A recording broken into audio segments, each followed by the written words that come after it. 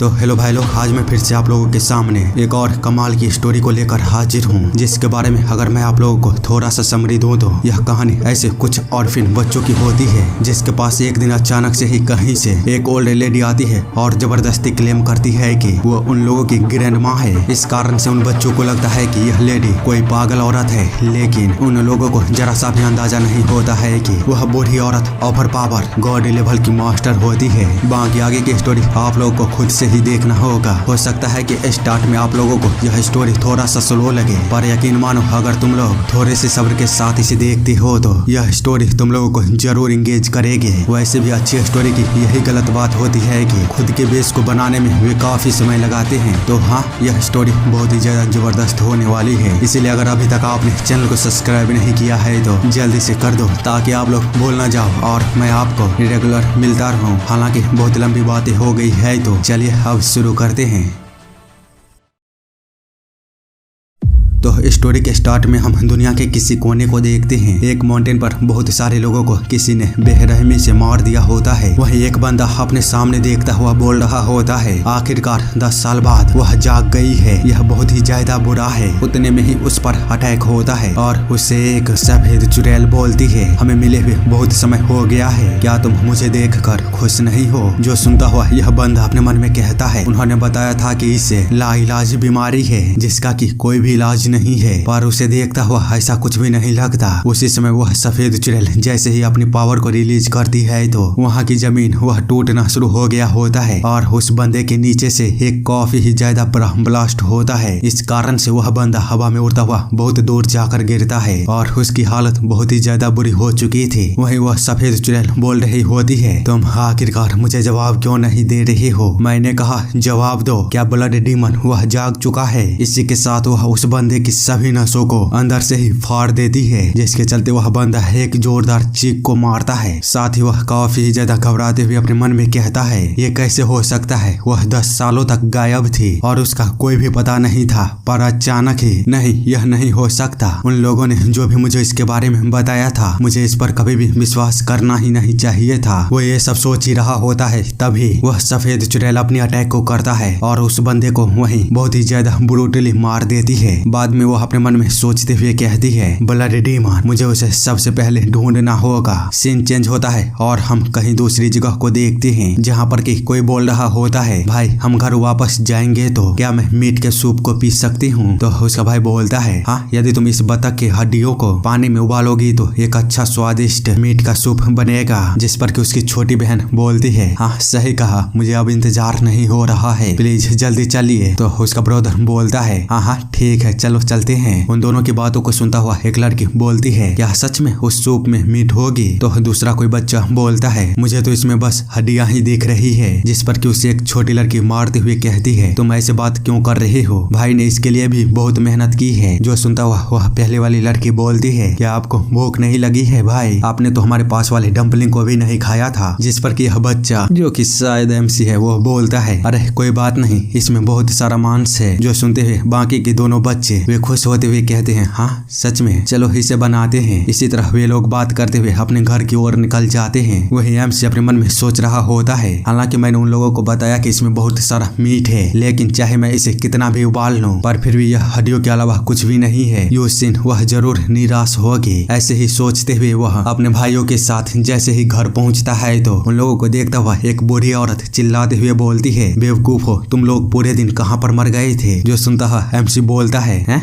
तुम हो कौन? वह बूढ़ी औरत जो सुन उन लोगों पर और भी ज्यादा जोरों से चिल्लाते हुए कहती है, क्या तुम मुझे नहीं पहचानते? उसे इस तरह चिल्लाते हुए देख वह सबसे छोटी बच्ची घबराते हुए कहती है, भाई मुझे डर लग रहा है। जिस पर कि MC उसे संभालते हुए उस बूढ़ी औरत से बोलता है, ऐसा लगता है कि तुम हमारे घर के पीछे हो, पर याद रखना हम लोग यहाँ से कहीं भी नहीं जाने वाले, हम लोग यहीं पर रहेंगे। तो हलेडी बोलती है, बेवकूफ हो, तुम लोग यह किस तरह की बातें कर रहे हो? क्या तुम लोगों ने अपने सर को पूरे दिन कहीं पर मार कर आए हो? जो सुन सुनता हुआ ये लोग और भी ज्यादा हैरान हो जाते हैं और कुछ भी नहीं समझ पा रहे होते हैं कि आखिरकार वह लेडी है कौन। सेम टाइम पर हम मुरिम एलायंस के लॉर्ड जिन के रेसिडेंस को देखते हैं, जहाँ पर कि कुछ लोग भागते हुए किसी के सामने पहुँचते हैं तो वह बंदा उसे बोलता है, क्या तुम लोगों को कोई क्लू मिला? जिस पर कि वे लोग कुछ भी नहीं बोलते हैं तो यह बंदा उन सभी से कहता है, क्या सच में एक भी क्लू नहीं? ऑलरेडी आधा साल बीत चुका है, क्या तुम लोग अपना काम ठीक से कर भी रहे हो? जो सुन एक बंदा बोलता है, सर आप ज्यादा चिंता मत कीजिए, मदर की ताकत किसी भी मास्टर से सुपीरियर है, वह कहीं पर भी होगी तो ठीक होगी, हम जल्द ही उनका पता लगा लेंगे। तो यह बंदा जो कि शायद लॉर्ड जिन होता है वह बोलता है, हाँ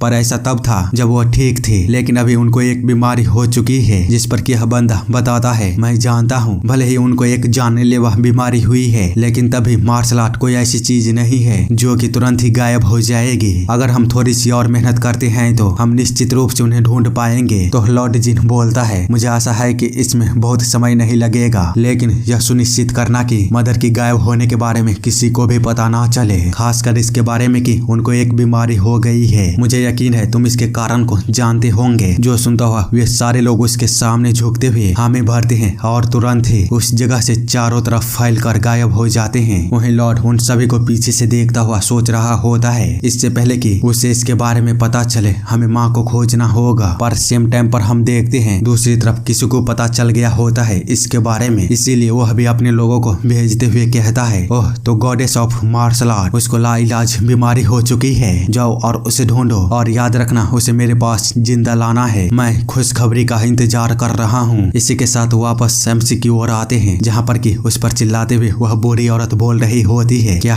अभी अभी तुमने क्या बोला? तुम्हारी कोई भी दादी नहीं है? यह किस तरह की बकवास है? क्या मैं तुम्हें किसी तरह की भूत लग रही हूँ? जो सुनता हुआ वे लोग कुछ भी नहीं बोल पाते। तो वह बूढ़ी औरत बोलती है, तुम कीड़े मकोड़े कहीं के, जाओ और जल्दी नहा कर आओ। इतना बोलते हुए वो जैसे ही उन लोगों को मारने के लिए भागती है तो वे बच्चे वहाँ से जाते हुए कहते हैं, आखिर यह बूढ़ी औरत है कौन और यह इस तरह एक्ट क्यों कर रही है? बाद में वे लोग कुएं के सामने खड़ा होकर ठंडे पानी को देख रहे होते हैं। वहीं एमसी बोल रहा होता है, अगर मैं इस भीषण ठंडी में अपने भाइयों बहनों को नहाता हूँ तो उन्हें ठंड लग जाएगी, अब मैं क्या करूँ? तभी वहाँ पर वह ओल्ड लेडी आते हुए बोलती है, तुम लोग यहाँ खड़े होकर क्या कर रहे हो? तो एमसी उसे बताता है, यहाँ के पानी वह जम चुका है, इसीलिए मुझे डर है कि बच्चों को कहीं सर्दी ना लग जाए। जिस पर कि वह ओल्ड लेडी दोबारा उस पर चिल्लाते हुए बोलती है, मूर्ख, तुम्हें किसने बोला इस ठंडे पानी से नहाने के लिए? घर के पीछे जाकर देखो, गर्म पानी तैयार है। बाद में वह उन बच्चों को गर्म पानी के पास ले जाकर उन्हें बताती है, साइड में मैंने ठंडी पानी को भी रख दिया है, उसे गर्म पानी के साथ मिलाकर नहा लो और बाद में गर्म कपड़ों को पहन लेना। तो एमसी उसे बताता है, लेकिन हमारे पास गर्म कपड़े नहीं है। जो सुन वह बूढ़ी औरत दोबारा उस पर चिल्लाते हुए कहती है, क्या तुम्हारे पास गर्म कपड़े नहीं है? आखिर तुम लोगों ने उन कपड़ों का क्या किया? तो एक बच्ची उसे बताती है, हमने जो कपड़े पहने रखे हैं उसके अलावा हमारे पास और कोई भी कपड़े नहीं है। ओल्ड लेडी जो सुन और भी ज्यादा हैरान होते हुए कहती है, तुम्हारे बोलने का क्या मतलब है? क्या सच में तुम्हारे पास इसके अलावा और कोई भी कपड़े नहीं है? जिस पर एमसी उससे बोलता है, हाँ सही कहा, हम नहीं जानते ग्रैंड माँ कौन है। पर तो वह ओल्ड लेडी बोलती है, ओह अच्छा ऐसी बात है, ठीक है मैं समझ गई। जो सुन एमसी उससे बोलता है, ग्रैंड मदर आपको जरूर कोई मिस्टेक हुई है, आप हमारे साथ कुछ भी नहीं कर सकते। जिस पर कि वह ओल्ड लेडी उसे एक जोरदार लगाते हुए बोलती है, तुम मूर्ख कहीं के, मैं थोड़े समय के लिए बीमार क्या हुई, तुम लोग तो बिल्कुल ही बदल चुके हो। दूसरी तरफ एमसी सोच रहा होता है, अरे यार वो ऐसे क्यों कर रही है? वही ओल्ड लेडी अब रोना शुरू कर दिया होता है और बोल रही होती है, मेरे गरीब पोते, मैं कुछ दिनों के लिए बीमार क्या हुई, उनकी हालत तो देखो क्या हो चुकी है, पता नहीं ये लोग किस हालात से गुजरे होंगे, यहाँ तक कि इनके घर में खाने के लिए थोड़ा सा भी अनाज नहीं है।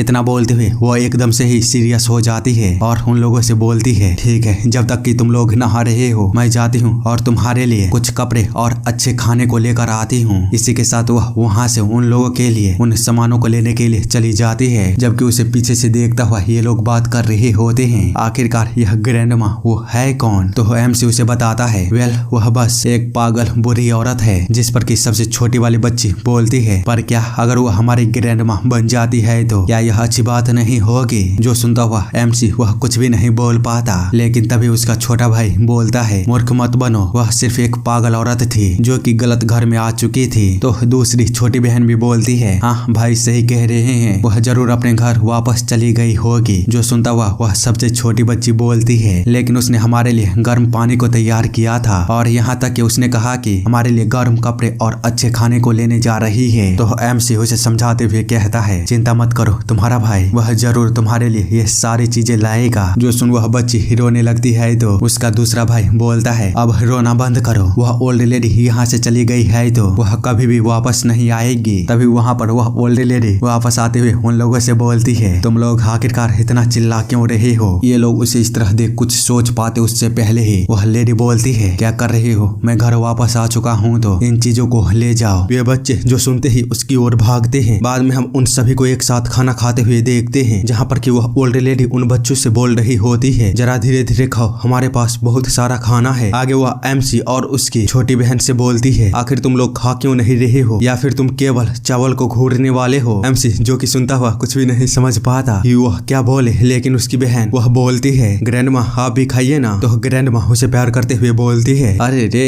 मेरी अच्छी बच्ची, तुम्हें दादी के बारे में चिंता हो रही है। उसे इस तरह देखता हुआ एमसी अपने मन में कहता है तुम कौन हो सकती हो, बच्चे तुम्हें अपनी ग्रैंडमा मानती है, लेकिन क्या यह सच है? क्या मैं तुम पर भरोसा कर सकता हूँ? आखिर तुम हमारी इस तरह देखभाल क्यों कर रही हो और तुम आई कहाँ से हो? वहीं दूसरी तरफ हम उस घर के बाहर देखते हैं दो लोग उस जगह पर आ चुके थे और एक बंदा बोल रहा होता है तो यही ऑट स्कॉट का घर है, जिस पर कि उसका साथी बताता है उस बुढ़िया ने मार्केट में ऐसे पैसों को खर्चा किया कि मुझे लगा वह किसी अमीर घर से आती होगी, लेकिन यहाँ तो बस 5 भिखारी बच्चे हैं, मैं तो पूरी तरह से निराश हो चुका हूँ। तो उसका दोस्त बोलता है तुम्हारे बोलने का क्या मतलब है? जिस पर कि वह बंदा बताता है 5 बच्चों का पालना वह बहुत ही ज्यादा खर्चीला होता है, यहाँ तक कि उसने तो एक बड़ी रकम को ऑलरेडी खर्च भी कर दिया है, हो सकता है कि अब उसके पास कुछ भी ना बचा हो। तो उसका दोस्त बोलता है मूर्ख, मैं जानता हूँ 5 बच्चों को पालने में बहुत ही ज्यादा खर्चा होता है, लेकिन इसके दूसरे साइड भी तो देखो, अगर वो इतना खर्च कर सकती है तो हो सकता है कि उसके पास पहले से ही बहुत सारा पैसा हो। जो सुनता हुआ वह बंदा बोलता है धत तेरे की, मैंने ऐसा क्यों नहीं सोचा, बड़े भाई तुम तो बहुत होशियार हो। जिस पर कि वह बंदा बोलता है तुम छोटे कहीं के, आखिरकार मैं बड़ा भाई हूँ, लेकिन यह थोड़ा सा डिसअपॉइंटिंग है कि मैं अपने हाथों को उन बच्चों के खून से धोने वाला हूँ। तो छोटा बोलता है चिंता मत करो भाई, मैं उन बच्चों के खून का देखभाल कर लूंगा, आप बस मुद्दे पर ध्यान दीजिए। जो सुन उसका बड़ा भाई हंसते हुए बोलता है अरे यार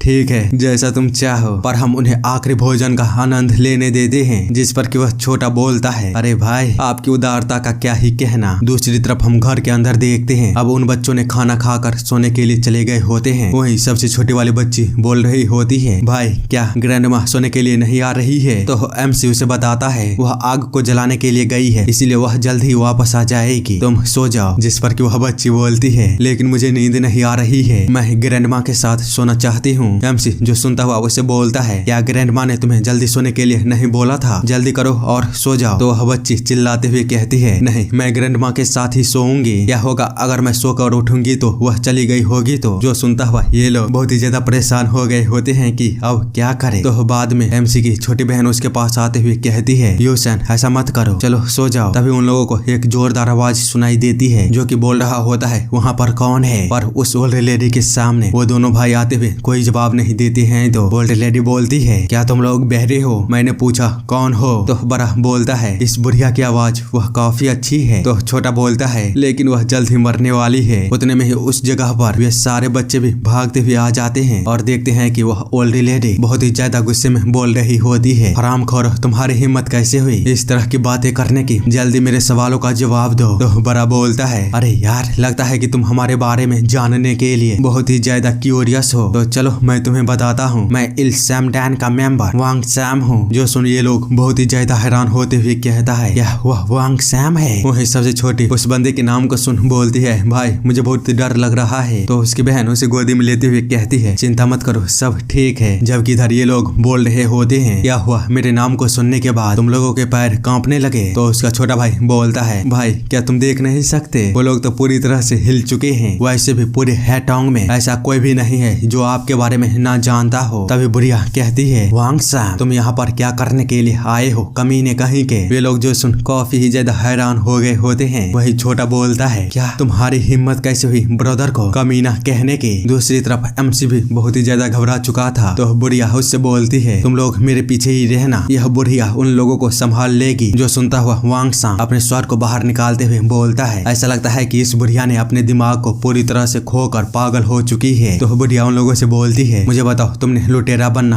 कहाँ से सीखा है? लगता है कि तुम मछली बेचने वाले गांव में रहते थे, तो अब तुम लोगों को एक अच्छी सबक सीखने की जरूरत है। जो सुनता हुआ वांग सैम बोलता है, तुम यह किस तरह की बकवास को कर रही हो बुढ़िया? तुमने कितने घटिया शब्दों को चुना है, मुझे एक भी शब्द समझ में नहीं आया। जिस पर कि बुढ़िया अपनी साइको वाली लुक को देते हुए बोलती है, क्या तुम बहरे हो या फिर तुम वो हो? वांग सैम जो सुन तुरंत ही उस पर अटैक करते हुए बोलता है, अपना मुंह बंद कर ले बुढ़िया। उसे इस तरह अटैक करता हुआ देख ये लोग चिल्लाते हुए कहते हैं, ग्रैंड माँ प्लीज अपना ध्यान रखिए। पर तब तक बहुत देर हो चुकी थी। बुढ़िया की गर्दन वह दो हिस्सों में अलग हो चुका था, जो देखता हुआ ये लोग पूरी तरह से शौक में चले गए होते हैं। वहीं वांग सैम वह हंसते हुए बोल रहा होता है, मुझे माफ कर देना बुढ़िया, मैं तुम्हारे पैसों को बहुत अच्छी तरह से खर्च करूंगा। दूसरी तरफ ये लोग जब रोना शुरू कर ही दिए होते हैं, तभी उन लोगों को एक आवाज सुनाई देता है, बेवकूफ हो, तुम लोग रो क्यों रहे हो? तुम्हारे ग्रैंड माँ वह अभी मरी नहीं है। जो सुन सबसे छोटी बोलती है, अरे बाप रे भूत आ गया। तो उससे बड़ा भाई वह बोलता है, अरे नहीं ये तो दादी है। दूसरी तरफ ये लोग भी जब अपने पीछे देखते हैं तो उन दोनों की होश एक झटके में पूरी तरह से गायब हो चुकी थी, क्योंकि बुढ़िया बिल्कुल ही उनके पीछे खड़ी थी सही सलामत। जो कि देखता हुआ ये लोग बोलते हैं, ग्रैंड माँ वह मरी नहीं है। वह बुढ़िया बोलती है, तुम अपना स्वॉर्ड भी सही से घुमा नहीं सकते और हमें लूटने के सपने को देखते हो। जिस पर कि वांग सैम बोलता है, क्या वह सच में जिंदा है? पर यह कैसे हो सकता है? जबकि उसका भाई बोल रहा होता है, नहीं यह नहीं हो सकता, वह जरूर भूत है। तभी ओल्ड लेडी वह बहुत ही ज्यादा स्पीड में अपनी जगह से आगे की ओर बढ़ती है और उन लोगों पर अटैक करते हुए कहती है, तुमने जो पापों को किया है अब उसका पश्चाताप करो। उस अटैक के कारण हम देख पाते हैं वांग सैम वह बिल्कुल भी हिल नहीं पा रहा होता है और पूरी तरह से सदमे में चला गया होता है। साथ ही वह सोच रहा होता है, क्या वह कोई एक्सपर्ट थी? इसी के साथ हम थोड़ी देर बाद का सीन देखते हैं, जहाँ पर कि वे दोनों ही मार खाने के बाद जमीन पर कुत्तों की तरह पड़े हुए होते हैं। वहीं बुढ़िया बोल रही होती है, मुझ में तो अभी भी जवानों वाली ताकत बची है, मुझे तो बेकार में ही लगता था कि मैं बूढ़ी हो चुकी हूँ। आगे वह एमसी से बोलती है, ओए बच्चे। तो एमसी बोलता है, हाँ बोलिए। तो बुढ़िया उसे बताती है, जाओ और अपने पुराने कपड़ों को बदल कर आओ, हमारे पास समय बर्बाद करने के लिए नहीं है, हम इन्हें ऑफिशियल्स के पास ले जा रहे हैं। जिस पर कि एमसी बोलता है, क्या हमें सच में ऐसा करने की आवश्यकता है? जो सुन बुढ़िया उससे बोलती है, आखिरकार मेरा सबसे बड़ा ग्रैंडसन, वह इतना डरपोक कैसे हो सकता है? अगर ऐसा दोबारा हुआ तो क्या होगा? तुम फैमिली के हेड हो, तुम्हें मजबूत होना चाहिए ताकि तुम अपने भाई बहनों का देखभाल कर सको। हर बार डरना फायदेमंद नहीं होता। एमसी जो सुनते हुए अपने भाई बहनों की ओर देखता है तो वे लोग उसे ही घूर रहे होते हैं। तभी बुढ़िया उससे बोलती है, बेवकूफ, तुम सोच क्या रहे हो? तुम्हारे ग्रैंडमा और भाई बहन मर जाएंगे तब भी तुम ऐसे ही डरते रहोगे। जो सुन एमसी वह थोड़ी देर सोचता है, बाद में एकदम से ही मोटिवेट होते हुए कहता है, चिंता मत कीजिए, मैं उनके लिए लड़ूंगा। जिस पर कि बुढ़िया हंसते हुए बोलती है, अब ये हुई ना बात, चलो उन्हें साथ में निपटाते हैं। सीन चेंज होता है और हम किसी दूसरी जगह पर देखते हैं, जहाँ पर कि एक सोल्जर अपने आगे देखता हुआ बोल रहा होता है, आखिरकार ये लोग कौन है? हम देखते हैं वहाँ पर बुढ़िया ने वांग सैम और उसके भाइयों को पकड़ कर ला लिया था और उस सोल्जर से बोल रही होती है, ये लुटेरे हमारे घर को लूटने के लिए आए थे, इसीलिए हमने इन्हें पकड़ लिया है और यहाँ पर ऑफिशियल्स को सौंपने के लिए आए हैं। जो सुन वह सोल्जर बोलता है, क्या सच में तुम बच्चों ने इस चोर को पकड़े हो? तो एमसी बोलता है, नहीं, हमारे ग्रैंडमा ने इन्हें पकड़ा है। जिस पर कि बुढ़िया बोलती है, ये लोग बहुत बुरे हैं, प्लीज इन्हें कड़ी से कड़ी सजा दीजिएगा। यहाँ पर ठंडी बढ़ रही है तो हम लोग जा रहे हैं, प्लीज आप इन्हें छोड़िएगा मत। इतना बोलते हुए वे लोग वहाँ से चले जाते हैं, जबकि वह सोल्जर उन्हें पीछे से देखता हुआ बोल रहा होता है, ऐसा लगता है कि ये बच्चे अपने मदर फादर के बगैर ग्रैंड माँ के साथ रह रहे हैं। बाद में वह उन दोनों से बोलता है, तुम लोग कैसे इन जैसे घरों में लूटने के लिए जा सकते हो? यह कितना दयनीय है, तुम्हें तो इस ठंडी में नंगा करके बर्फ के पानी से नहलाकर पीटना चाहिए। जो सुन बड़ा बोलता है, मेरा नाम वांग सैम है। तो वह सोल्जर बोलता है, क्या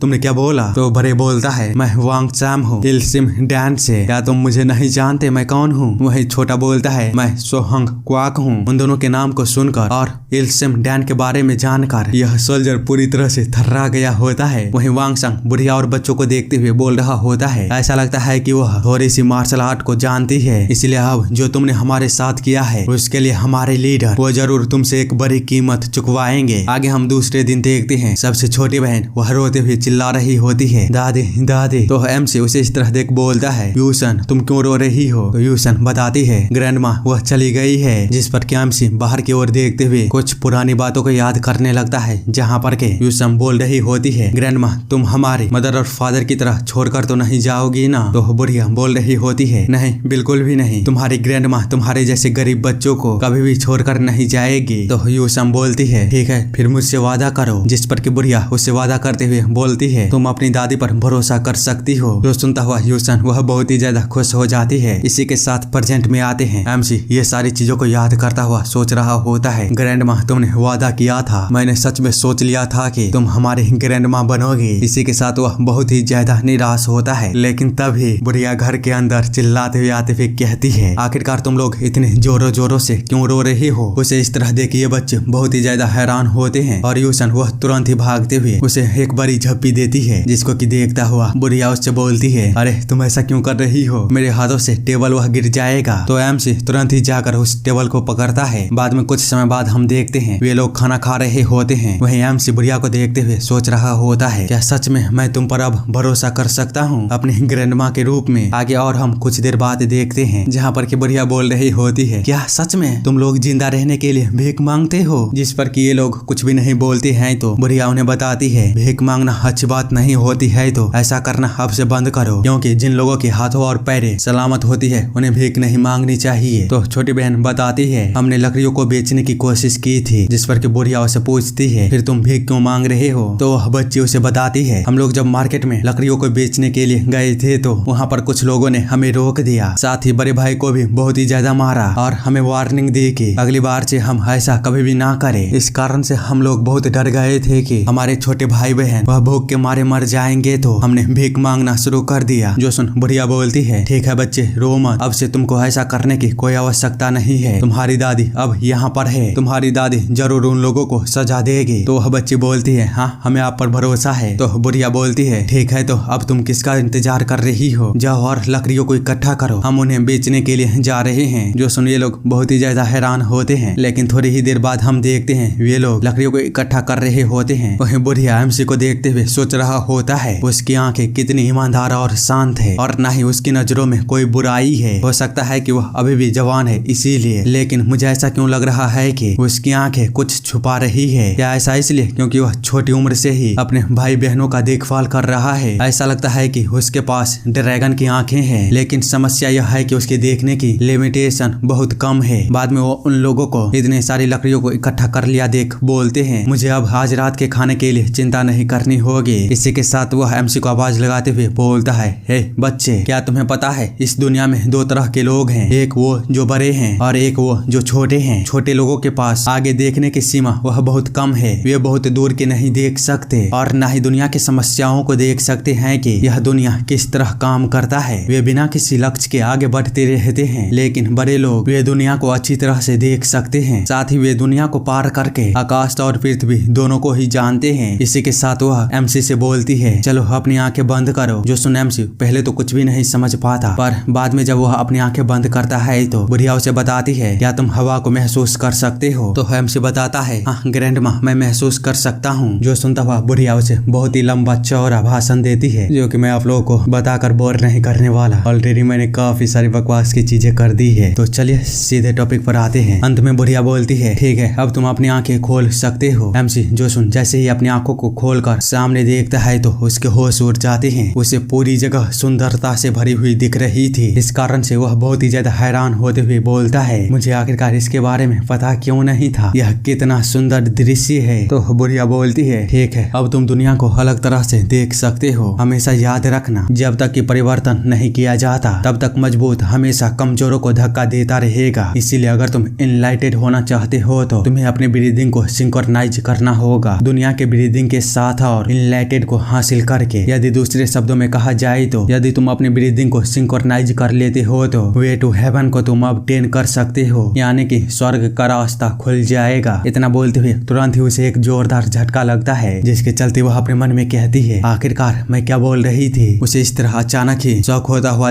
देख एमसी बोलता है, ग्रैंडमा आपको क्या हुआ है, क्या आप ठीक हैं। तो बुढ़िया अपने मन में कहती है, आखिर ये बच्चे कौन है और मैं कहाँ पर हूँ। दूसरी तरफ एमसी उसे इस तरह देखता हुआ घबराते हुए कहता है, ग्रैंडमा आपको क्या हुआ है, क्या आप ठीक हो। सेम टाइम पर हम किसी दूसरी जगह देखते हैं कोई बंदा एक बुढ़िया को टोकते हुए बोलता है, ओह माफ करिएगा, हमें ऐसा लगा कि आप वह पर्सन हो जिसे हम ढूंढ रहे हैं। इस कारण से वह बुढ़िया बहुत ही ज्यादा गुस्से में वहाँ से चली जाती है, जिसको कि देखता हुआ वह बंदा बोल रहा होता है, अरे यार मैं पागल हो रहा हूँ, अगर ऐसे ही हम उन्हें ढूंढते रहे तो मुझे पता नहीं है कि हम कब तक उन्हें ढूंढ पाएंगे। तो उसके साथ वाला बंदा बोलता है, लॉर्ड हर गुजरते दिन के साथ और भी अधिक अधीर हो रहे हैं, इसीलिए भले ही हमें पूरी दुनिया को ही क्यों ना खोजना बेचना पड़े तब भी हमें ऐसा करना चाहिए। इसी के साथ वापस बुढ़िया की ओर आते हैं, जहाँ पर कि उसे कुछ भी ना बोलता हुआ देख वे बच्चे बहुत ही ज्यादा घबरा चुके थे और उन लोगों को ऐसा लग रहा था कि बुढ़िया को कुछ हो गया है। जबकि बुढ़िया उन लोगों को देखते हुए सोच रही होती है ये बच्चे आखिरकार है कौन, वो ये सब सोच रही होती है। तभी उसे एक और झटका लगता है और तुरंत ही उसकी पर्सनालिटी दोबारा बदल जाती है, जिसके चलते वह उन बच्चों पर चिल्लाते हुए बोलती है अब तुम लोगों के साथ क्या हो गया और यह छोटी लड़की वह क्यों रो रही है। उसे दोबारा इस तरह नॉर्मल देख वे बच्चे बोलते हैं अरे दादी यार हमें हमेशा शौक को दे देती हो। बाद में बुढ़िया बोलती है क्या तुम लोगों ने लकड़ियों को इकट्ठा कर लिया है, जिस पर वे बच्चे बताते हैं हमें लगा था कि ग्रैंडमा वह बीमार है इसीलिए हम लोग रुक गए थे। जो सुन बुढ़िया उन पर चिल्लाते हुए कहती है तुम बेवकूफ कहीं के, चारों तरफ इतना काम बचा हुआ है और तुम लोग यहाँ पर मुझे घूर रहे थे, जल्दी भागो यहाँ से और हाल से बनने की कोशिश मत करो। सीन चेंज होता है और हम वापस इन लोगों को देखते हैं जो कि बुढ़िया को खोजते हुए बोल रहे होते हैं हमें रिपोर्ट मिली थी कि वह यहाँ पर हो सकती है। तो उसका साथी बोलता है मैंने अपने बहुत सारे कैंटोनीज बोलने वाले लोगों को पहले ही सूचित कर दिया है, अगर वे यहाँ पर कैंटोनीज का उपयोग करते हैं तो उसे ढूंढना बहुत आसान होगा, लेकिन मुझे यकीन नहीं हो रहा है कि यहाँ पर 20 से भी अधिक बूढ़ी औरतें हैं जो कि कैंटोनीज बोल सकती है। जिस पर कि उसका दोस्त बोलता है फिर बताओ क्या तुम्हें कुछ मिला। तो वह बंदा बोलता है नहीं अभी तक तो कुछ भी नहीं। जिस पर कि वह बंदा बोलता है ठीक है तो जल्दी करो और हमारे आदमियों को भेजो, हमारे पास समय नहीं है बर्बाद करने के लिए। तो उसका साथी बोलता है क्या हम जॉन लीबीमा को भेजे। तो यह बंदा बोलता है क्या सच में तुम उसे भेजना चाहते हो। जिस पर कि उसका साथी बोलता है हमारे बीच वह सबसे तेज है। जो सुन यह बंदा कहता है मैं मानता हूँ कि वह म्योंगडाई के लिए 8 सालों से बहुत तेज और वफादार है, लेकिन फिर भी मैं उसे भेजने में थोड़ा सा हिचकिचा रहा हूँ। हालांकि हमारे पास अब समय नहीं है तो इसके अलावा और कोई भी रास्ता भी नहीं है। ठीक है उसे भेज दो। वैसे ब्लड डीमन के निशानों की खोज वह कैसी चल रही है। तो उसका दोस्त बताता है ब्लड डीमन उसे गए हुए 50 साल से भी ऊपर हो चुका है, तो हाँ अब कोई चिंता की बात नहीं है। तो यह बंदा उस पर चिल्लाते हुए बोलता है तुम बेवकूफ कहीं के, या तुम उन लाशों को भूल गए जो हमें गन वॉक में मिला था। लॉर्ड ने कहा था कि डेफिनेटली ब्लड डीमन के यह लोग हैं, फिर भी क्या तुम्हें लॉर्ड के विजडम पर डाउट हो रही है। जिस पर कि उसका दोस्त वह घबराते हुए कहता है अरे यार मेरा वो मतलब नहीं था, हम बस लॉर्ड की मदर को खोजने में थोड़े से बिजी थे तो हमारे पास जांच करने की समय नहीं था, इसीलिए ज्यादा गुस्सा मत हो, हम उसे जल्द ही पूरा कर लेंगे। जो सुन यह बंदा वहाँ से जाते हुए बोलता है याद रखना अगर वह लौटता है तो उसके अगेंस्ट में हमें पूरे जस्टिस फैक्शन के वॉरियरों को इकट्ठा करना पड़ेगा। जिस पर कि यह बंदा कुछ भी नहीं बोल पाता। आगे हम किसी दूसरे मार्केट को देखते हैं जहाँ पर कि कोई बोल रहा होता है बस 10 कॉपर में ही एक बंडल है ले जाओ, यह बहुत ही ज्यादा सस्ती कीमत है। लेकिन तभी वहाँ पर बुढ़िया आकर अपनी लकड़ियों को रखते हुए उस बंदे से बोलती है जरा साइड हटकर बाजार लगाओ, हमें अपने खाने के लिए इन लकड़ियों को बेचना पड़ता है। उसे इस तरह देखता हुआ यह बंदा बोलता है माफ करिएगा पर मुझे नहीं पता आप किस बारे में बात कर रही हो। तो एमसी उसके पास आकर बड़े ही आराम से उससे बोलता है प्लीज बुरा मत मानिएगा, पर अगर आप थोड़ा सा साइड हट जाते हैं तो हम पर बड़ी मेहरबानी होगी। जो सुन वह बंदा वहाँ से जाते हुए कहता है ओह अच्छा ऐसी बात है, ठीक है। जो देखता हुआ बुढ़िया उससे बोलती है तुम बहुत अच्छे आदमी हो, भगवान अपनी कृपा तुम पर बनाए रखे। बाद में वह बच्चों को अपने पास बुलाते हुए कहती है तुम लोगों को हर किसी के पास चिल्लाने की आवश्यकता नहीं है, क्योंकि सभी को जलाने वाली लकड़ियों की आवश्यकता नहीं होती है। केवल उन्हीं लोगों से पूछना जिसको कि तुम लोग पतले कपड़ों के साथ मार्केट में घूमते हुए देखना। तो सबसे छोटी वाली बच्ची बोलती है ग्रैंडमा क्या मैं जाकर लोगों को बुलाऊं। तो बुढ़िया उसे बताती है अरे रे तुम्हें ऐसा करने की कोई आवश्यकता नहीं है, तुम अभी बहुत छोटी हो। इतना बोलते हुए वह एमसी की ओर हाथ करते हुए बोलती है यह बस बड़े आदमियों का काम है, इसलिए जल्दी उठो और जाओ। जो सुन एमसी हैरान होते हुए कहता है ओह ठीक है मैं जा रहा हूँ। इसी के साथ वह वहाँ से चला जाता है। जिसको कि देखता हुआ वह छोटी बहन बुढ़िया से बोलती है लेकिन दादी। तो बुढ़िया उसे बताती है मैं जानती हूँ तुम्हें अपने भाई की चिंता हो रही है, पर तुम चिंता मत करो अब तुम्हारे पास दादी है। दूसरी तरफ एमसी भी अपनी पुरानी बातों को याद कर रहा होता है, साथ ही वह बहुत ही ज्यादा घबरा भी रहा होता है। तभी उसकी नजर अपने सामने कुछ बच्चों पर पड़ता है जो कि उसी की तरह अपने भाइयों को देखभाल कर रहा था। इसके अलावा वह अपने पुराने कुछ बुरे दिन को भी याद कर रहा होता है और बहुत ही ज्यादा निराश होता है। लेकिन तभी उसे बुरी आवाज लगाते हुए बोलती है ओए बिग बॉय आखिर तुम वहाँ पर रुक क्यों गए हो, क्या तुम देख नहीं पा रहे हो कि यहाँ पर और भी लकड़ी बेचने वाले लोग आ रहे हैं, तुम्हें जल्दी करनी होगी। जो सुनाम से जैसे ही अपने बगल में देखता है तो वहाँ पर वही दोनों पुराने बंदे आ रहे होते हैं। इस कारण से वह बहुत ही ज्यादा घबरा जाता है और अपने मन में सोचते हुए कहता है ये लोग तो वही है। इधर छोटी बहना भी उन लोगों को देखते हुए बहुत ही ज्यादा डर गई होती है, जिसके चलते बुढ़िया बोलती है तुम लोग ऐसा क्यों बिहेव कर रहे हो, क्या तुम्हें डर लग रहा है? मुझे बताओ आखिर वे लोग हैं कौन? क्या वे वही हैं जिसने कि मेरे ग्रैंडसन को पहले पीटा था? अगर हाँ तो तुम्हें चिंता करने की कोई आवश्यकता नहीं है। अब तुम्हारे पास तुम्हारी दादी है। मेरी मुट्ठी निश्चित रूप से उनकी हड्डियों को कुचल कर रख देगी। इसीलिए बस अपने भाई को देखो और इंतजार करो कि क्या तुम्हारा भाई अब डरता है। मैं इस अवसर का लाभ उठाकर उसकी हिम्मत का पता लगाना चाहती हूँ, क्योंकि डर हर किसी के दिल से जुड़ा होता है। अगर वह अपने डर को काट नहीं पाता है तो वह दुनिया में कुछ भी नहीं कर सकता। तो अब बस देखो तुम्हारा भाई वह शेर है या फिर कोई खरगोश। जो सुनता हुआ वह बच्ची बोलती है, ग्रैंडमा आपके ऐसे बोलने का क्या मतलब है? तो बुढ़िया उसे बताती है, मेरा मतलब बस यह है कि मैं देखना चाहता हूँ कि तुम्हारा भाई आखिर उन कमीनों का कैसे सामना करता है, क्योंकि मुझे लगता है अगर वह अभी ऐसा नहीं कर पाया और अपने डर को दूर नहीं कर पाया तो वह कभी भी ऐसा आदमी नहीं बन सकेगा जो अपने ग्रैंडमा के ना होने पर अपने भाइयों बहनों को प्रोटेक्ट कर सकता है। इसीलिए उसे खुद से सीखने की आवश्यकता है कि अपने डर को कैसे काबू में किया जाता है। वहीं एमसी उन लोगों को अपने सामने देख बहुत ही ज्यादा घबरा चुका था। इस कारण से बुढ़िया उसे चिल्लाते हुए कहती है, वही बच्चे क्या तुम्हें डर लग रहा है? तुम्हें उन कमीनों से निपटना ही होगा। तुम कर लोगे ना? पर याद रखना वे लोग तुम्हारे साथ चाहे जो कुछ भी करे, ग्रैंडमा तुम्हारी बिल्कुल भी मदद नहीं करेगी। इसीलिए इसे खुद से ही संभालो। जो सुन एमसी घबराते हुए कहता है, लेकिन ग्रैंडमा मैं ऐसा कैसे कर सकता हूँ? इन लोगों ने तो मुझे पहले भी बहुत पीटा था। बुढ़िया जिस पर बोलती है, वही बच्चे मेरी बात ध्यान से सुनो, आज तुम्हें यह खुद से ही करना होगा, क्योंकि ग्रैंडमा हजारों सालों तक तुम्हारे साथ नहीं रहने वाली है। अगर मैं नहीं रही तो तुम किससे मदद मांगोगे? जो सुनता हुआ एमसी वह कुछ भी नहीं समझ पा रहा होता है। तभी उसके पीछे वो दोनों बंदे आते हुए कहते हैं, आखिरकार कमीने तुम हो कौन? जल्दी हमें जवाब दो, या फिर तुम बहरे हो? मुझे बताओ तुम्हारा क्या यहाँ पर काम है? जिस पर एमसी उसे कुछ बताने ही वाला होता है तभी वह बंदा बुढ़िया को देखते हुए कहता है, इस ओल्ड लेडी के साथ क्या गलत है? वह इस तरह मुझे क्यों घूर रही है? तो एमसी उसे बताता है, वह मेरी ग्रैंडमा है। जो सुन वह बंदा पास ही में उन लोगों की लकड़ियों को देखते हुए कहता है, आखिर तुम लोगों की हिम्मत कैसे हुई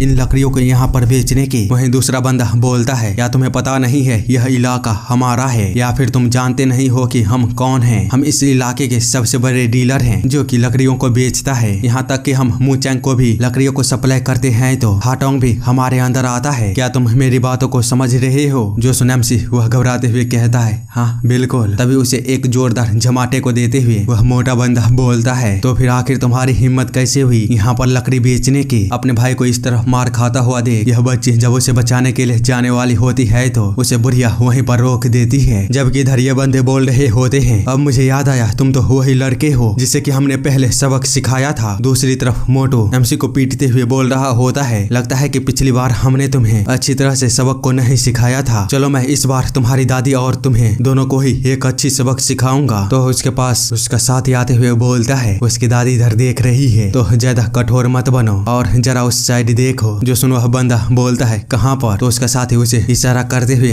अपने सामने किसी चीज को दिखाता है, जिसको कि देखता हुआ वह बंदा बोलता है, ओह तो तुम इसके बारे में बात कर रहे थे। हम देखते हैं उनका इशारा एमसी की बहन होती है। आगे वह मोटू बोलता है, लेकिन वह तो एक छोटी सी बच्ची है। जिस पर कि उसका साथी बोलता है, हाँ बिल्कुल सही कहा, तुम भी वही सोच रहे हो ना जो मैं सोच रहा हूँ। जो सुन वे दोनों ही अंदाजा लगा लो क्या सोच रहे हैं। आगे मोटू एमसी से बोलता है, क्योंकि इस बार तुम्हारी दादी तुम्हारे साथ है तो मैं तुम्हें छोड़ रहा हूँ, पर याद रखना यह केवल आज के लिए है। और अगर तुम बिना टैक्स के यहाँ बिजनेस करना चाहते हो तो बदले में तुम्हारी फैमिली को हमारा आभारी बनना होगा। बाद में मोटू जब अपने साइड में देखता है तो वहाँ पर उसे दो बच्चे दिखाई देते हैं। इस कारण से वह बोलता है, आखिर आज चल क्या रहा है? यहाँ पर काफी सारे फियरलेस किड्स हैं। जो सुन एमसी वह बहुत ही ज्यादा घबरा जाता है और उन बच्चों की ओर देखते हुए कहता है, नहीं बिल्कुल भी नहीं। तभी वह मोटू उन बच्चों के पास जाकर बोलता है, कीड़े मकोड़े तुम्हारी हिम्मत कैसे हुई यहाँ आने की? तो वे बच्चे बताते हैं, हम बस लकड़ियों को बेचने की कोशिश कर रहे हैं। जिस पर कि वह मोटू उसे पीटते हुए कहता है, आरामखोर कहीं के, तुम्हें किसने परमिशन दी यहाँ पर लकड़ियों को बेचने की? एमसी जिसको कि इग्नोर करने की तो बहुत कोशिश करता है, लेकिन उन बच्चों की कर्राहट से भरी आवाज, मेरी माँ बीमार है, मुझे पैसे चाहिए दवाई को खरीदने के लिए। तभी वह मोटू उसे एक और जोरदार लात देते हुए कहता है, हाँ तो तुम मुझे यह क्यों बता रहे हो? मेरा इससे क्या ही लेना देना? उन दोनों की मदद की गुहार एमसी को बेबस कर रहा होता है। दूसरी तरफ हम बुढ़िया को देखते हैं जो कि उन बच्चों को इस तरह मार खाते हुए देख वह भी काफी ही ज्यादा गुस्से में बोल रही होती है, बस बहुत हो गया, अब मैं और ऐसे ही खड़े होकर नहीं देख सकते, मैं जा रही हूँ उन बच्चों को बचाने के लिए। जबकि इधर इन बच्चों ने अपनी आंखों को बंद कर लिया होता है उस बंदे से बचने के लिए। पर जब कुछ देर तक कुछ भी नहीं होता है तो जब ये लोग अपनी आंखों को खोल कर देखते हैं तो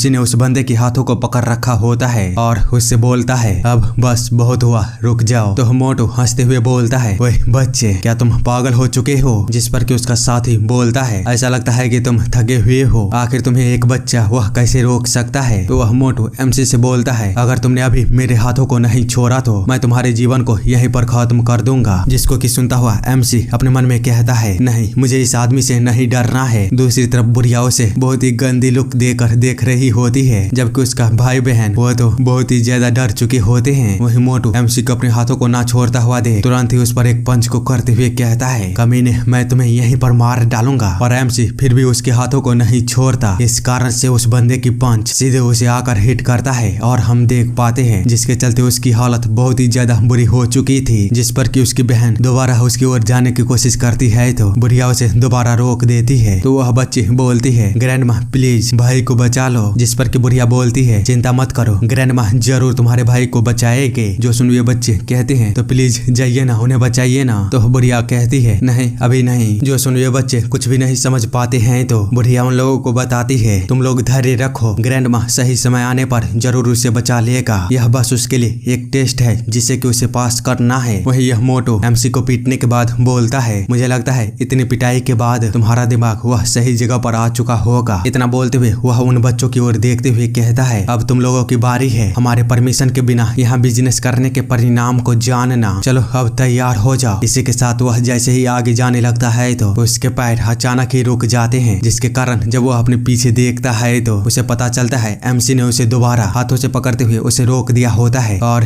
कहता है मैंने तुम्हें ऑलरेडी बता दिया है, अब बस रुक जाओ। जो सुन मोटू बोलता है मुझे तुम पर दया आ रही है, लेकिन तभी एमसी उसे एक जोरदार पंच करता है जिससे कि उसका हाथ बस थोड़ा सा ही उसके फेस से टच करता है। बाकी वह बंदा बच चुका था पर फिर भी वह खुश होते हुए बोलता है देखो मैंने कर दिया। तो वह मोटू बोलता है आखिर तुम ये क्या कर रहे हो? जो सुन एमसी सिचुएशन की गंभीरता को समझते हुए कहता है अरे नहीं। आगे वह दोबारा तैयार होते हुए बोलता है चलो अब अगर ऐसी बात है तो लड़ाई किए बिना पीछे हटना यह मेरे लिए अब संभव नहीं है। लेकिन आगे वो कुछ कर पाता उससे पहले उसे एक और झटका लगता है और वह दूर जाकर गिरता है। बाकी मोटू उसे पीटते हुए बोल रहा होता है तुम हरामखोर कहेंगे, इससे कोई फर्क नहीं पड़ता है कि तुम कितने छोटे हो, फिर भी तुम्हें बोगू द वुड चॉपर के बारे में पता होना चाहिए, इसीलिए आज तुम्हारा मरना वह तय है। इसी के साथ वह एमसी को बहुत ही ज्यादा पीटता है, लेकिन तभी एमसी मार खाते हुए उन बच्चों को ही देख रहा होता है जो कि काफी ही ज्यादा डरे हुए थे। बाद में एमसी अपनी फैमिली की ओर देखते हुए कहता है अंत में मैं दादी के बिना कुछ भी नहीं कर पाया। साथ ही वह बुढ़िया के पिछली बार सिखाई गई टेक्निकों के बारे में सोचते हुए कहता है क्या सच में मैं ऐसा कर भी सकता हूँ? उसने कहा था इसे दृढ़ संकल्प से करना। ये सब सोचते हुए वह अपने मन में उस टेक्निक को परफॉर्म करते हुए कहता है हवा की आवाज मुझे अपने सांसों के साथ उसे महसूस करना है। इसी के साथ वह जोरों जोरों से सांस लेना शुरू कर देता है। वही मोटू उसकी अधमरी हालत करने के बाद वहाँ से जा ही रहा होता है, तभी एमसी दोबारा उसके पैरों को पकड़ लेता है। इस कारण से वह मोटू एमसी को देखते हुए काफी हैरान होता है। साथ ही वह उसे गालियां देते हुए अपने मन में कहता है आखिरकार इस बंदे के साथ क्या गलत है? वह लगभग अपनी मौत तक पहुंच ही चुका है पर फिर भी उसकी हिम्मत तो देखो। उसी समय उसका साथी बोलता है यह बच्चा लगभग मौत के कगार पर खड़ा है पर फिर भी देखो वह तुम्हें रोक पा रहा है, यह कितनी बेशर्म वाली बात है। जो सुन मोटू दोबारा एमसी को पीटने के लिए तैयार होते हुए बोलता है कमीने मैं सच में इस बार तुम्हें मार डालूंगा। पर आगे वो कुछ कर पाता तभी एक भयानक एनर्जी के साथ उसे आवाज सुनाई देती है रुक जाओ। हम देखते हैं बुढ़िया वह फॉर्म में आ चुकी थी और उस बंदे से चिल्लाते हुए कहती है अगर तुमने मेरे पौधे को छूने की हिम्मत भी की तो तुम उसी समय मारे जाओगे। इतने भयानक मर्डरस ऑरा को महसूस कर मोटू अपने मन में डरते हुए कहता है आखिरकार इस बुढ़िया के साथ क्या गलत है? मुझे इतना डर महसूस क्यों हो रहा है? मैं बिल्कुल भी हिल नहीं पा रहा हूँ, यह कैसे हो सकता है? वही बुढ़िया उन्हें इग्नोर करता हुआ एमसी के पास जाकर उसे उठाते हुए बोलती है तुमने बहुत अच्छा काम किया मेरे बच्चे। इतना बोलते हुए वह जैसे ही उसके भेंस को चेक करती है तो वह बहुत ही ज्यादा चौंक जाती है और हैरानी के साथ अपने मन में कहती है आखिर ये है क्या? निश्चित रूप से उसे बहुत ही ज्यादा पीटा गया है, लेकिन इसे देखते हुए ऐसा बिल्कुल भी नहीं लगता। यह कैसे हो सकता है? यहाँ तक कि इसका ब्लड इतना बहा है कि मानो इस सिचुएशन में अगर एक एडल्ट आदमी भी होता तो वह भी अभी तक मर चुका होता, लेकिन यह दुबला पतला बच्चा अभी भी ठीक कैसे है? इसके जैसा एक गरीब बच्चा जिसने कि कभी भी मार्शल आर्ट को नहीं सीखा वह ऐसी सिचुएशन में सर्वाइव ही नहीं कर सकता था। यह तो मेरी उम्मीद से कहीं अधिक स्ट्रॉन्ग है। तभी एमसी कर्राहते हुए बोलता है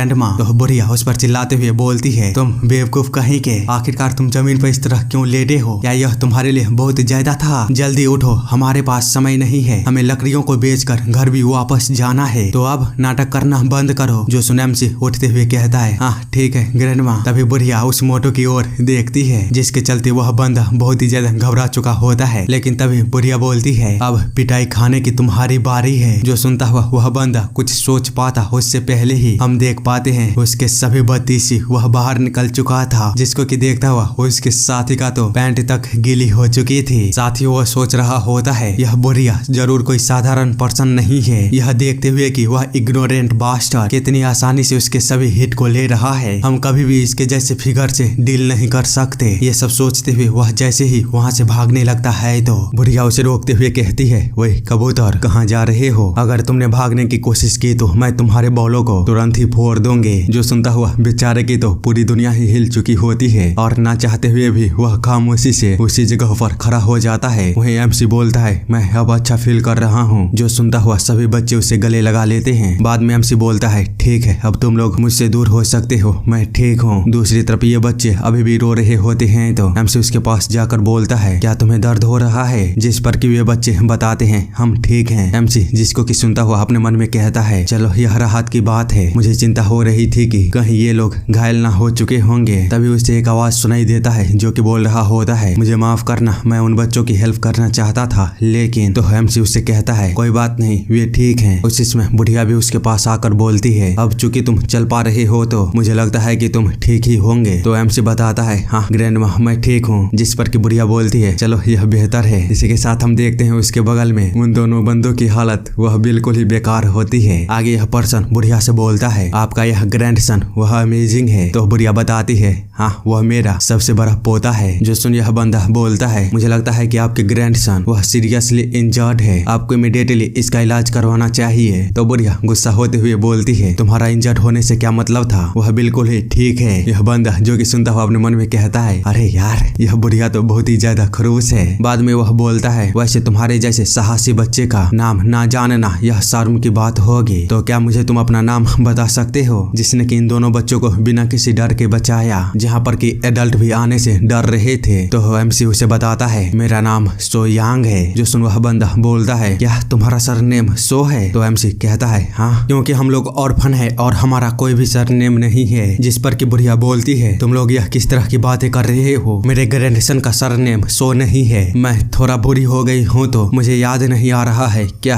किन था। नहीं, हाँ मुझे याद आया, उसका सरनेम जिन है। जो सुनता हुआ यांग काफी ही ज्यादा हैरान होते हुए बोलता है, क्या सच में? तो बुढ़िया उसे बताती है, हाँ बिल्कुल, अगर तुम्हारी ग्रैंडमा वह इस नाम को डिजर्व करती है तो तुम भी इस नाम को डिजर्व करते हो। जो सुनता हुआ सारे ही बच्चे वह खुश हो जाते हैं कि उन्हें एक सरनेम मिल चुका है। इसी के साथ हम उन सभी बच्चों के नाम को जान पाते हैं। ये जो यांग से छोटी होती है उसका नाम हवा होती है, सबसे छोटी वाली का नाम सियोन होती है और एमसी का नाम यांग होता है। खैर यांग अपने भाई बहन और खुद के सरनेम को पाकर वह काफी ही ज्यादा इमोशनल हो जाता है और बुढ़िया को देखते हुए सोचता है, मैं उन्हें इन सब के लिए कैसे शुक्रिया करूं। उन्होंने मुझे खाना दिया, कपड़े दिए और सबसे बड़ा गिफ्ट हमें सरनेम दिया। ये सब सोचता हुआ वह बहुत ही ज्यादा खुश होता है। आगे हम उन दोनों बंदों को देखते हैं जिससे कि बुढ़िया ने भी पीटा होता है। वो दोनों किसी अननोन से प्लेस पर आते हैं और एक बंदे से बोल रहे होते हैं, बॉस हमें उस बुढ़िया को मार देना चाहिए, क्योंकि अगर आज के इंसिडेंट को देखे तो यह ऐसा ही चलता रहा तो हमारी लकड़ी की कारोबार जल्द ही खत्म हो जाएगी। जो सुनता हुआ वह बंदा बोलता है, तुम्हारे बोलने का क्या मतलब है? एक बुढ़िया है जो कि सेज की पावर का यूज करती है। जिस पर कि वे बंदे बोलते हैं, हाँ बॉस आपने सही कहा। तो वह बंदा बोलता है, और तुमने उस बूढ़ी औरत को लूटने की कोशिश की, सही कहा ना? जिस पर कि यह बंदा बताता है, हाँ सही कहा। जो सुन वह बंदा बोलता है, ऐसा लगता है कि शायद तुम केवल ब्लड को बहाने के लिए तरस रहे थे, तो चलो अब डरो मत, मैं तुम लोगों की मदद करने के लिए तैयार हूँ। जिस पर कि यह बंदा सोचता है, अरे यार मैं कभी भी उसके अगेंस्ट वाले साइड में रहना नहीं चाहूंगा। वह कोई ऐसा पर्सन है जिसने कि बाघ को बस एक ही झटके में निपटा सुना दिया था। तभी वह बंदा बोलता है, क्या तुम लोगों को भी उसी बूढ़ी औरत ने पीटा है? तो मोटू कहता है, हाँ आपने सही कहा। जिस पर कि यह बंदा अपने मन में कहता है, उनकी चोटों को देखते हुए यह पता चलता है कि इन्हें कोई एक्सपीरियंस वाले ने पीटा है। क्या यह कोई इमेज सेक्ट का बंदा हो सकता है? मैंने 8 साल पहले इमेज सेक्ट के एक डिसेबल को मार दिया था, तब से वे लोग मेरा लगातार पीछा कर रहे हैं। इस कारण से मुझे मुचांग में छिपना पड़ा था। साथ ही मैंने अपना नाम भी बदल दिया और अपने ट्रेस को मिटाने के लिए लो प्रोफाइल को अपना लिया। इसीलिए चाहे यह फिर कितना ही दयनीय क्यों ना हो, मुझे इन लोगों की हेल्प करना ही होगा, क्योंकि चाहे मैं कितना ही सोच लूं, मेरे दिमाग में इमेज सेक्ट के अलावा और कोई भी चीज नहीं आ रही है। बाद में वह उन लोगों से बोलता है, ठीक है चलो इस मामले को अभी के लिए छोड़ देते हैं, अब से लकड़ी का कारोबार वांग सैम मैनेज करेगा। जिस पर कि एक बंदा बोलता है, लेकिन बॉस। तो वह बंदा उन लोगों को कहता है, शांत हो जाओ, मैं उस बुढ़िया को अपने तरीके से संभालूंगा, इसीलिए अब मैं इस पर और भी कमेंट नहीं चाहता हूँ, तुम लोग अभी के लिए जाओ। जो सुनता हुआ वे लोग वहाँ से चले जाते हैं, जबकि यह बंदा अभी भी सोच रहा होता है, मुझे उस बुढ़िया की आइडेंटिटी खुद से खोजना होगा, और अगर वह इमेज सेक्ट से निकली तो नहीं, वह बिल्कुल भी इमेज सेक्ट से नहीं हो सकते। फिर भी अगर वह इमेज सेक्ट से हुई तो मैं यहाँ पर और देर तक नहीं रुक सकता। तो अब मुझे उसकी असली आइडेंटिटी को खोजना ही होगा, और अगर यह एक बार कंफर्म हो जाता है तो बुढ़िया तुम्हें पता चलेगा कि मायूपिल्स के हेंचमैन से टकराने का नतीजा क्या होता है। इसी के साथ हम इन लोगों को वापस देखते हैं, जो कि सभी लकड़ियों को बेचने के बाद वापस जा रहे होते हैं। साथ ही वे लोग बहुत ही ज्यादा खुश होते हैं। आगे हम रात के समय देखते हैं, सभी के सो जाने के बाद यांग वह चुपचाप ही घर से बाहर निकलता है और आसमान की ओर देखते हुए अपने मन में कहता है, यहाँ पर बहुत सारे तारे हैं, मैंने इन्हें पहले क्यों नहीं देखा, या फिर मैंने उन्हें देखने के बारे में कभी सोचा ही नहीं। वह दुनिया जिससे कि ग्रैंडमा ने मुझे दिखाया है, मैं देखना चाहता हूँ एक बार फिर से घूमते हुए आकाश और पृथ्वी को। तभी उसके पीछे से बुढ़िया आते हुए कहती है, आखिरकार तुम अभी तक सोए क्यों नहीं, और तुम यहाँ पर कर क्या रहे हो? क्या तुम थके हुए हो? तुम्हें अच्छी हेल्थ के लिए अच्छी नींद भी लेनी चाहिए। तो यांग उसे बताता है, नहीं मैं ठीक हूँ, पर ग्रैंडमा आप अभी तक सोए क्यों नहीं? जिस पर की बुढ़िया उसे बताती है, मैं बस यहाँ पर बोनफायर के लिए आई थी। इतना बोलकर वह कुछ करने लगती है, जिसको कि देखता हुआ यांग सोचता है, मैं ग्रैंडमा को हग करना चाहता हूँ। इतना बोलकर जब बुढ़िया वहाँ से जाने लगती है तो यांग उसके हाथों को पकड़ लेता है, जिसके चलते बुढ़िया उससे कहती है, क्या तुम्हें ठंड लग रही है? तो यांग बताता है, नहीं ग्रैंडमा मैं बस। तो बुढ़िया हंसते हुए बोलती है, मैं समझ गई, वैसे मेरा सबसे बड़ा ग्रैंडसन वह बहुत ही ज्यादा लंबा हो चुका है। तो यांग उसे गले से लगाते हुए बोलता है, ग्रैंडमा मेरे पास एक सवाल है, पिछली बार जब हम पहाड़ पर थे तो आपके साथ क्या हुआ था? जो सुन बुढ़िया कहती है, आखिर तुम किस बारे में बात कर रहे हो? तो यांग कहता है, आप तब बात कर रहे थे कि हवा कैसे बहती है, सूरज कैसे उगता है और दुनिया कैसे काम करती है। जो सुन बुढ़िया कहती है, आखिर तुम पूछना क्या चाहते हो? जिस पर कि यांग बोलता है, वेल मेरा मतलब है कि उसे इस तरह हिचकिचाता हुआ देख बुढ़िया उसके बारे में सोचते हुए कहती है, उस समय पर मुझे लगा था कि इस बच्चे ने कुछ तो देखा है, लेकिन ऐसा लगता है कि उसने मेरी उम्मीद से कहीं अधिक कुछ देखा है। तभी यांग बोलता है, मेरे लिए तब से दुनिया अलग हो चुकी है। तो बुढ़िया पूछती है, मुझे बताओ तुम कैसे दुनिया को देखते हो? जो सुन यांग बताता है, मुझे लगता है कि आगे बुढ़िया सोचते हुए कहती है, शायद यह डाउ था। इसी के साथ वह यांग की बातों को सुनने के बाद बोलती है, तुमने सही कहा, आकाश और पृथ्वी ऐसे ही चलते रहते हैं, वे एक पल के लिए भी नहीं रुकते और एक पल के लिए भी पीछे मुड़कर नहीं देखते, लेकिन जो घूमता है उसे वापस आना चाहिए। यह वैसा ही है जैसा एक परिधि के चारों ओर घूम रहा हो, शुरुआत ही अंत है और अंत ही शुरुआत है। जिस पर कि यांग बोलता है, आपने पहले कहा था कि यदि कोई अपनी सांस को सिंक्रोनाइज कर लेता है तो वह स्वर्ग और पृथ्वी के नियमों को सीख सकता है। क्या यह वही सिद्धांत है जो आपने अभी कहा? जो सुन बुढ़िया कहती है, आखिर तुम्हें यह कैसे पता चला? साथ ही वह सोच रही होती है, यह महान शून्य टेक्निक का अंतिम श्लोक है, पर यह बच्चा इसे कैसे जानता है? और हाँ यार, अगर तुम लोगों को लगता है कि यहाँ पर कुछ ज्यादा ही शॉर्टकट बातें हो रही है तो मुझे माफ करना यार, मैं जितना हो सके उतना तुम लोगों को सिंपल करके बताने की कोशिश कर रहा हूँ, पर फिर भी अगर तुम लोगों को समझने में दिक्कत आ रही है तो तुम लोग मुझे कमेंट करके बता सकते हो। अगले वीडियो में मैं कोशिश करूंगा कि इससे भी ज्यादा सिंपल तरीके से तुम लोगों को सारी चीजें समझाऊं। खैर चलो आगे बढ़ते हैं। यांग बोलता है, ग्रैंडमा आपने मुझे यह खुद बताई थी। तो बुढ़िया बोलती है, ओह अच्छा, शायद लगता है कि मैं इसके बारे में भूल गई हूँ, लेकिन मुझे विश्वास नहीं हो रहा है कि तुमने इसे एक बार में ही याद कर लिया। लगता है कि मेरा सबसे बड़ा पोता वह बहुत ही ज्यादा टैलेंटेड है। साथ ही वह सोच रही होती है, एक ऐसा बच्चा जिसने कि अपने भाई बहनों की देखभाल करने के लिए समय से पहले बड़ा हो गया, लेकिन वह अभी भी बच्चा ही है। मेरा यह बेचारा बच्चा। ये सब सोचते हुए वह यांग के सर को फेर ही रही होती है, तभी उसे एक और झटका लगता है, जिसके चलते यांग बोलता है, ग्रैंडमा आपको क्या हुआ? तो बुढ़िया दोबारा से अपने सेंस में आते हुए यांग पर चिल्लाते हुए कहती है, मुझे बताओ आज तुमने उस कमीनों के साथ क्यों लड़े? जिस पर कि यांग घबराते हुए कहता है, लेकिन आपने ही तो मुझे ऐसा करने के लिए बोला था। तो बुढ़िया उस पर दोबारा चिल्लाते हुए बोलती है, बकवास करना बंद करो, मैंने तुमसे बोला था कि रुक जाओ। मैं खुद उन्हें रोकने वाली थी, लेकिन फिर भी तुम लड़ाई में कूद पड़े। क्या होता अगर तुम्हारे साथ कुछ हो जाता तो? जिस पर कि यांग थोड़ा हिचकिचाते हुए बुढ़िया को बताती है, मैं बस उन छोटे बच्चों की मदद करना चाहता था। क्या जरूरतमंदों की मदद करना गलत है? उनकी मदद करने के लिए उस समय पर कोई भी नहीं आगे आया था, जैसे कि हमारी मदद करने के लिए उस समय पर कोई भी नहीं आया था। मुझे लगा था कि कोई तो हमारी मदद करेगा, पर कोई भी नहीं आया। जो सुनता हुआ बुढ़िया बोलती है, अगर उस समय पर तुम्हारे साथ ऐसा हुआ था तो तब तुमने अपने कदम को क्यों नहीं उठाया? यांग जो सुन बताता है, मैं उस समय पर बहुत ही ज्यादा डर गया था, लेकिन दादी आपकी वजह से अब मुझ में लड़ने की हिम्मत आ चुकी है। अगर आप नहीं होती तो मैं मर चुका होता। जिस पर कि बुढ़िया उसके सर को दोबारा से फेरते हुए बोलती है, हाँ लेकिन तुम मेरे बिना भी इसे संभाल सकते थे, पर खैर तुमने मुझे काफी ही ज्यादा आज प्राउड फील करवाया है। मेरे पोते में सच में हीरो वाली स्पिरिट है। तो यांग बोलता है, क्या सच में? जिस पर कि बुढ़िया उसे बहुत ही ज्यादा लंबी चौड़ी भाषण देती है, जो कि घंटा मुझे कुछ समझ नहीं आया, इसलिए मैं तुम लोगों को बताकर बोर नहीं करने वाला, सीधे मुद्दे पर ले जाता हूँ। बुढ़िया बोलती है, ठीक है, मैं कल से तुम्हारी ट्रेनिंग को शुरू करने वाली हूँ, तैयार रहना। इसी के साथ हम दूसरे दिन देखते हैं। बुढ़िया बोल रही होती है, एक मजबूत शरीर को पाने के लिए तुम्हारे पास मजबूत पैर होना चाहिए। अगर तुम्हारे पैर मजबूत होते हैं तो तुम्हारा शरीर ऑटोमेटिकली मजबूत हो जाएगा, इसीलिए इस पोजीशन को सूर्यास्त तक बनाए रखना। इसी के साथ वह वहाँ से जाते हुए कहती है, चलो हवा हम चलते हैं। दूसरी तरफ यांग को अब दिक्कत होना शुरू हो गया होता है, जबकि इधर ये लोग उसे इग्नोर करते हुए अपने में ही बिजी होते हैं। इसी तरह समय बीतता गया और शाम हो जाता है, जहाँ पर कि हवा जब उसे देखती है तो उसकी हालत अधमरी हो चुकी होती है, जबकि बुढ़िया उसे देखते हुए कहती है, बहुत अच्छे, तुम बढ़िया कर रहे हो, क्योंकि अपने बॉडी को ट्रेन करना और एनर्जी को कंट्रोल करना बहुत ही ज्यादा डिफिकल्ट होता है, इसलिए एक प्रैक्टिशनर के लिए सबसे जरूरी होता है परिश्रम। साथ ही वह यांग को देखते हुए सोच रही होती है, ऐसा लगता है कि मेरे ग्रैंडसन के अंदर महान छिपी हुई टैलेंट है, जिसके बारे में कि मैं भी नहीं जानती थी। आगे हम दूसरे दिन को देखते हैं, जहाँ पर के यांग ट्रेनिंग को करते हुए सोच रहा होता है, सांस लेने के साथ आप स्वर्ग और पृथ्वी की एनर्जी को हासिल कर सकते हैं। यही इस टेक्निक का सार है, मतलब कि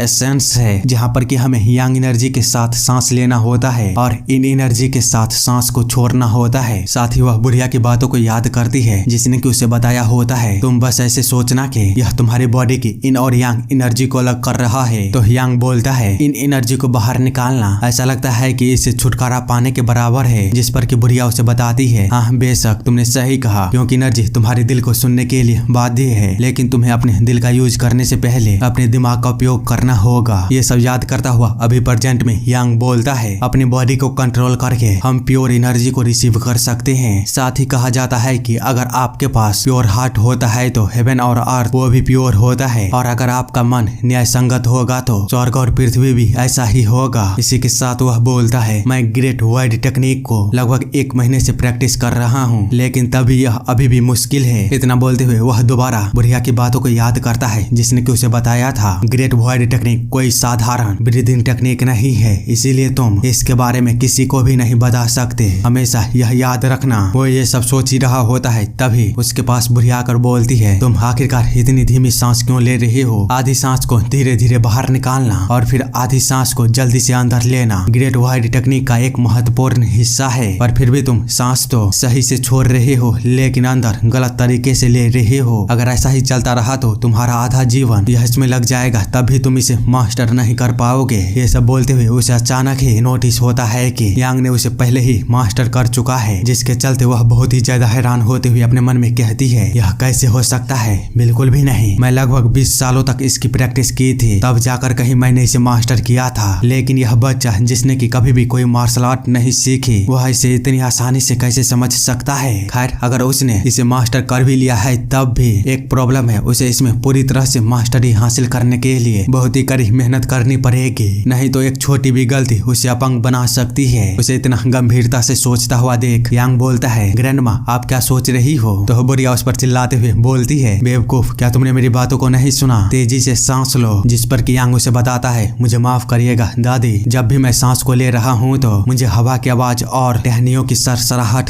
सुनाई दे रही है और जब मैं उस आवाजों को फॉलो करना बंद कर देता हूँ तो मैं थोड़ी देर के बाद स्वर्ग और पृथ्वी की आवाज सुन पा रहा हूँ। यह बहुत ही ज्यादा मुश्किल है। तो बुढ़िया उसे बताती है तुम्हारी मास्टरी इतना भी बुरा नहीं है, हालांकि अगर तुम अपने फाउंडेशन को बनाए बगैर इसे आजमाते हो तो तुम्हें चोट पहुंच सकती है। तो यांग बताता है मैंने इसे जानबूझकर नहीं किया, यह अपने आप हो गया है। बुढ़िया जिसको कि सुनता हुआ उस पर दोबारा चिल्लाते हुए कहती है तुम छोटे कीड़े कहीं के पागलों वाली बातें करना बंद करो। तो यांग बताता है मैं बिल्कुल भी नहीं कर रहा हूँ। जो सुन बुढ़िया कहती है चुप रहो, सांस लेना तुम्हारा भी खत्म हो चुका है, तो चलो ट्रेनिंग के अगले फेज में चलते हैं। आगे कुछ समय बाद बुढ़िया यांग को बता रही होती है अपने मन, शरीर और स्किल तीनों को एक साथ करो। इसी के साथ वह और भी काफी कुछ बताती है जिसको कि मैं फिर से इग्नोर करने वाला हूँ। तुम लोग बस पिक्चर देख के अंदाजा लगा लो आखिर वह कैसे यांग को ट्रेनिंग करवा रही है। खैर आगे वो बता रही होती है हमेशा याद रखना अपने दुश्मनों के खिलाफ तुम पहले होना चाहिए स्ट्राइक करने वाला। यांग को इस तरह ट्रेनिंग करता हुआ देख सारे बच्चे वह बहुत ही ज्यादा एक्साइटेड हो रहे होते हैं। बाद में हम अगले दिन देखते हैं जहाँ पर कि बुढ़िया बता रही होती है सही से करो और अपने पीठ को सीधे रखो। जो सुनता हुआ यांग बिल्कुल ही वैसा ही करता जैसा कि बुढ़िया उसे बताती जा रही होती है। इसी तरह उसे ट्रेनिंग करते हुए काफी समय बीत जाता है पर वह बिना रुके हर दिन प्रैक्टिस कर रहा होता है, जिसको कि देखता हुआ बुढ़िया अपने मन में कहती है इस टेक्निक को सीखना मुश्किल नहीं है, लेकिन इस टेक्निक को मास्टरी करना वह बहुत ही ज्यादा मुश्किल है, क्योंकि इसके लिए तुम्हें पहले सैकड़ों या फिर कहूँ हजारों बार प्रैक्टिस करनी होगी। और इसका अंदाजा तुम तभी लगा सकते हो जब तुम किसी टेक्निक में थोड़ा सा मास्टरी हासिल करते हो। केवल स्टैंस को जानना यह काफी नहीं है, कुछ टेक्निकें कल्पना से परे होते हैं और उसे केवल नकल करके सीखा नहीं जा सकता। वह बहुत ही ज्यादा ग्रेट वाइड टेक्निक के अंतिम पद के लिए असक्त था, जिसके के बारे में कहा जाता है कि अगर कोई अंतिम श्लोकों को समझ लेता है तो वह स्टेट मार्शल गॉड के लेवल पर पहुंच जाएगा। पर मैं ऐसा क्यों ही सोच रही हूँ, ऐसा कोई भी पर्सन नहीं है जो कि उस लेवल को रीच कर पाया है। इसी तरह समय बीतता जाता है और हम देखते हैं सर्दी आ चुकी होती है, बाद में वसंत भी आ जाती है और अंत में गर्मी भी आ जाती है।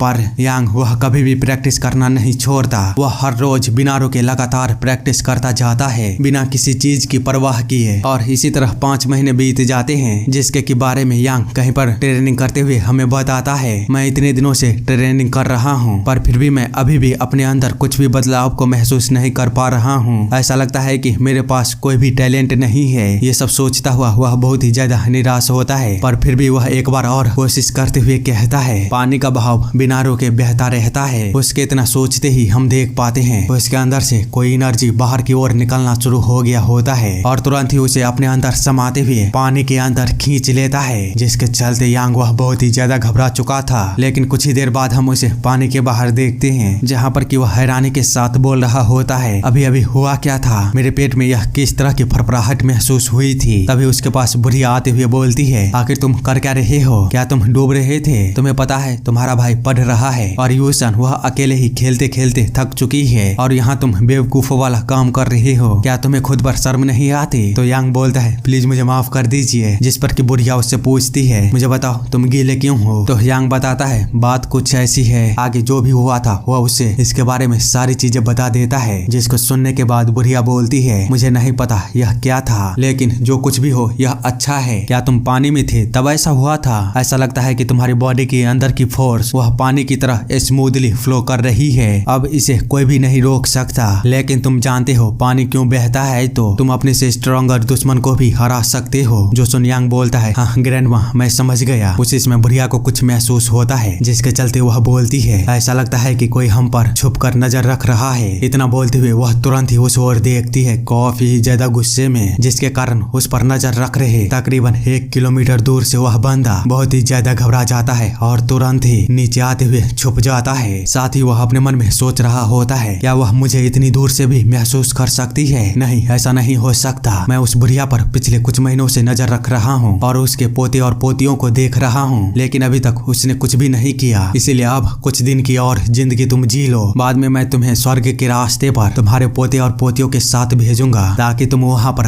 अकेला महसूस न कर पाओ। उसके इतना बोलते ही चैप्टर यहीं पर खत्म होती है। पर आप लोग मुझे जरूर बताइएगा कि यह स्टोरी आप लोगों को पसंद आ रही है या फिर नहीं। और रही बात डेथ गॉड, इसके अलावा ड्रैगन डिवॉरिंग मेज के अगले एपिसोड के बारे में, तो यार उसके एपिसोड 1 या 2 दिन के गैप पर आते रहेंगे। मैं उन्हें बंद नहीं करने वाला हूँ, इसीलिए कोई भी घबराना मत, क्योंकि यार 1 घंटे के एपिसोड को बनाने में कम से कम 10 चैप्टरों को एक्सप्लेन करना पड़ता है। अधिकतर तो 12 से 13 चैप्टर हो जाते हैं, तो हाँ बहुत ही ज्यादा मुश्किल है। इसीलिए मैं 1 या 2 दिन के गैप पर अपनी पूरी कोशिश करता हूँ कि तुम लोगों के लिए नए एपिसोडों को ला दूं, पर तब भी यार तुम लोग सपोर्ट नहीं करते। जरा जाकर देखो यार, 1 घंटे के एपिसोड पर 10,000 15,000 व्यूज आ रहे हैं, उसमें भी 100-150 लोग सब्सक्राइब करते हैं, जबकि इसके बदले आप लोगों को पैसा भी नहीं लगता। यह तो बिल्कुल ही फ्री है और बदले में आप लोगों का फायदा ही है। जो स्टोरी पूरे यूट्यूब पर किसी ने भी एक्सप्लेन नहीं किया है, उसे आप लोग देख पा रहे हो, फिर भी आप लोग सब्सक्राइब नहीं करते। इसीलिए कंजूसी मत करो और जल्दी से जाने से पहले चैनल को सब्सक्राइब कर दो। इसके अलावा लाइक, कमेंट और शेयर भी कर दो। इस भाई पर तुम लोगों की बड़ी मेहरबानी होगी। बाकी मिलते हैं अगले वीडियो के साथ किसी और बेहतरीन स्टोरी के साथ। तब तक के लिए सब अपना ध्यान रखो।